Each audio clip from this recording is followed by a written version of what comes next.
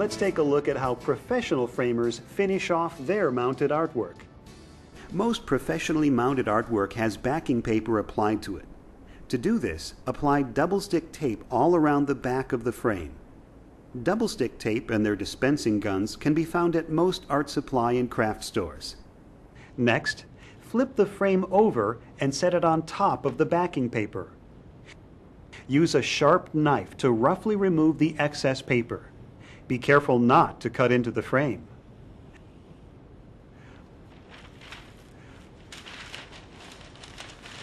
Now flip the frame over again and crease the overhanging paper that remains.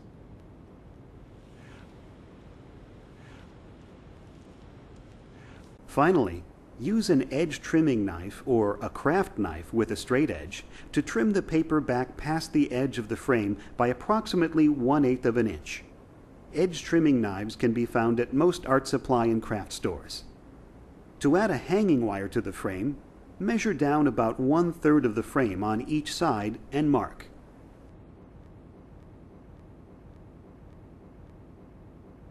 Adding rubber bumpers to the bottom corners of the frame will help make the frame hang properly on the wall, while also keeping the frame straight.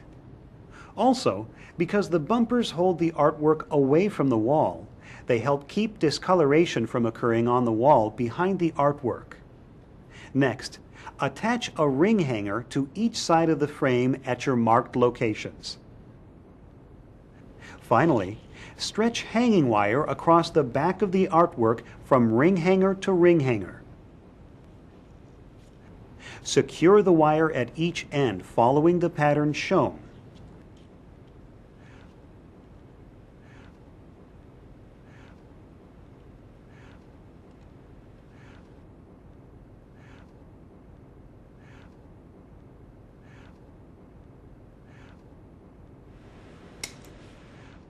Now that's a professionally framed piece of art.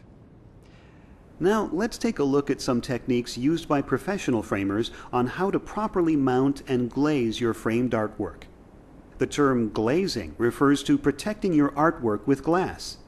Plus, we'll show you some tips on how to tell the difference between various types of mat boards and moldings. There are all kinds of methods used to mount the artwork into the bevel cut mat. Here is a very common way the professional framers mount artwork to ensure that it stays flat and does not become buckled or damaged over time. Commonly known as T-hinge mounting, this technique is used when the window of the artwork is slightly smaller than the artwork itself.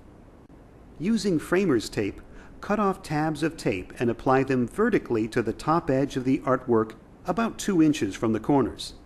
Make sure you are using an acid-free mounting tape. Then carefully place the mat, color side up, onto the artwork to attach the tape. Secure the tape firmly. Framer's tape or mounting tape is available at most art supply and craft stores. Next, each tab of tape is crossed with an additional tab of tape to form the shape of the letter T. These additional tabs greatly reinforce the hinges. Only 2 hinge tabs of tape are used against the artwork. The artwork is not taped along the full length of the top, nor is it taped along the sides or bottom. The artwork simply hangs in the mat opening by the tape hinges. The reason for this is twofold. First, because we want to conserve the artwork, we want to minimize the amount of adhesive we put in contact with it. Second, it's the nature of art on paper that it will breathe. That is, it expands and contracts according to temperature and humidity levels. Restricting this natural freedom of movement can cause buckled or damaged artwork. So remember, proper hinging is key to preserving the artwork and keeping it looking beautiful for years. You must properly clean your glass before loading your artwork into your frame. Take your sized piece of glass and carefully clean it using cloth gloves so as not to leave fingerprints. Apply a non-ammonia-based glass cleaner liberally to one side of the glass and give it a few seconds to let the solvents break down the dirt and oils. Wipe the glass with a clean cloth rag, but avoid wiping it completely dry. Leave the glass slightly moist and let the air dry it the rest of the way. Repeat this for the other side of the glass as well. Do not use paper towels, as the paper increases the static charge and will immediately attract dust and lint. Once your glass is properly clean on both sides, you are ready to load your frame. Deciding the color of the mat board to use is up to you, but deciding the type of mat board to use is also an important choice. The most common type of mat board used by framers is the standard thickness 4-ply buffered acid-free mat board. Paper comes from trees, so it naturally has some active acidity in it. But the acid is neutralized with a buffering agent during manufacturing that prevents it from causing damage to the artwork.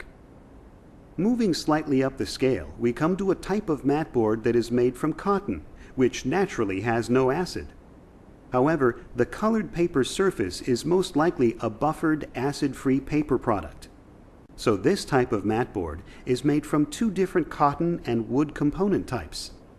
This cotton-based mat board is used when only a naturally acid-free product can be in contact with the artwork. Another type of mat board used for priceless pieces or items displayed in museums is a 100% cotton-based product referred to as conservation, archival, or museum board. This mat board is usually very limited in colors and tends to be much thicker than standard thickness mat board. It also tends to be quite expensive compared to standard thickness mat board, but is perfect for a dramatic professional appearance. For an even more dramatic look, colored core mat board is available, such as black core mat board.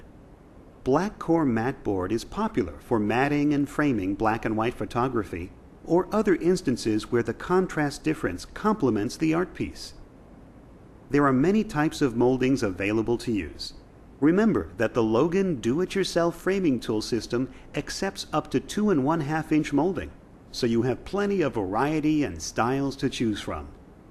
Common molding styles include natural wood finish colors, black, white, various colors, and even unfinished versions that you can stain yourself.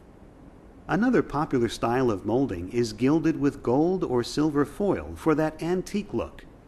Remember, the mat and frame are there to complement the artwork, not overpower it, so choose carefully. At the same time, though, remember that there are no rules when it comes to choosing matting and molding.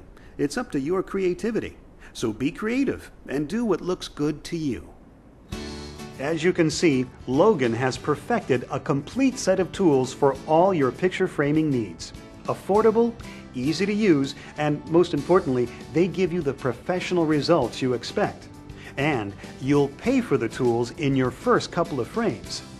No matter whether you're a professional framer or a do-it-yourselfer, Logan has the tools for the art of framing.